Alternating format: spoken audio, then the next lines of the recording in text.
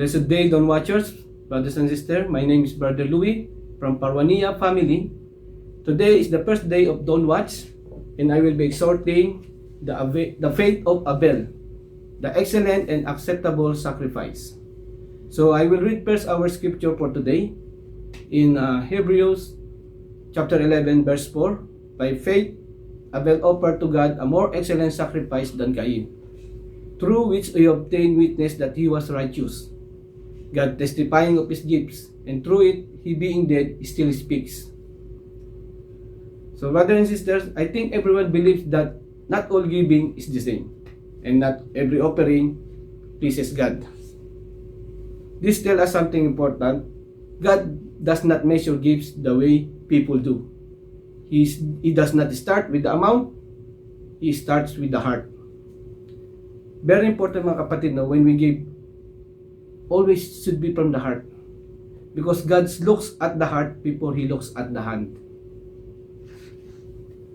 This is not about how much you give, it is about how you give and why you give.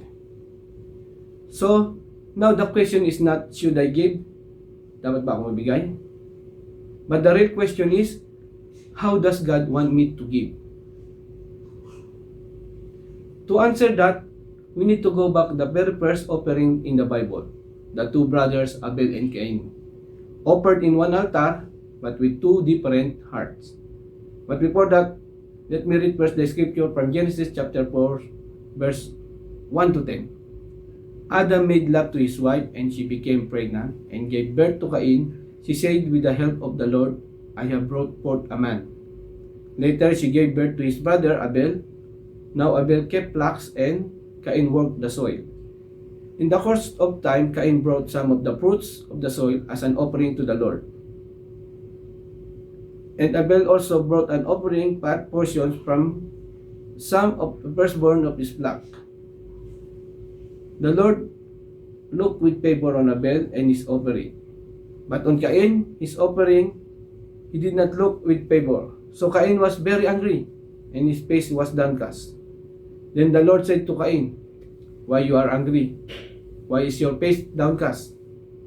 If you do what is right, will you not be accepted?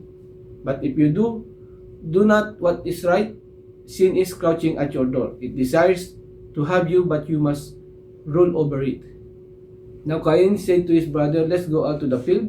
While they were in the field, Cain attacked his brother Abel and killed him. Then the Lord said to Cain, where is your brother Abel? I don't know, he replied. I am my brother's keeper. The Lord said, what you have done, listen to your brother's blood cry out to me from the ground. And that's the story. We know, brothers and sisters, that giving is an act of faith. So, let's start the story of two brothers. Cain and Abel brought offerings to God. Both came to the same altar, both performed the same act. Yet God accepted Abel's offering and rejected Cain's offering. Why? What is the difference? It's very clear in Hebrews chapter 11, verse 4. By faith, Abel offered to God a more excellent sacrifice than Cain. So by faith. So the difference was not in the altar, not in the timing, not in the substance. The difference was faith. Abel gave trust in God, but Cain gave performing religion. Genesis says Abel brought of the firstborn of his flock and of their fat. He did not give leftovers. He gave first and best. So, same to us being a Christian, when we give to God, we must give our first and best, not the leftover. It's not about only the money, even our best time, we must give our best to God. Faith does not give what is easy. Need sacrificial giving with cost to you. Faith gives what honors God. But here, Cain gave, he was completing a duty only. And telling also here, two hands brought offering, but only one heart brought faith. We can say in this way, Cain's hands were full, but his heart was empty. But Abel's hands were full and his heart was full of faith. That is Abel. So brothers and sisters, check our heart. Ask your heart, ask yourself, am I giving because I trust God? Or because I feel pressure? Am I giving because I love God? Or I want people to see? I have one quote here. God does not need your money, but He desires your heart. And your giving reveals where your heart truly is. God is not impressed by size. He is moved by sincerity. The issue is not the amount.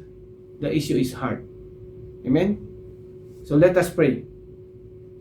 Heavenly Father, we thank you for your faithfulness and abundant grace in our lives.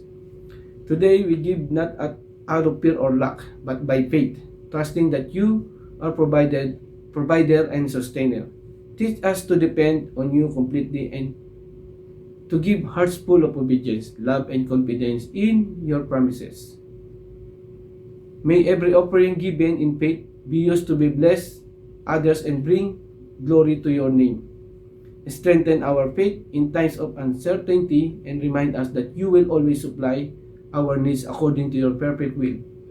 Thank you for the privilege of giving back to you. In Jesus' name we pray. Amen.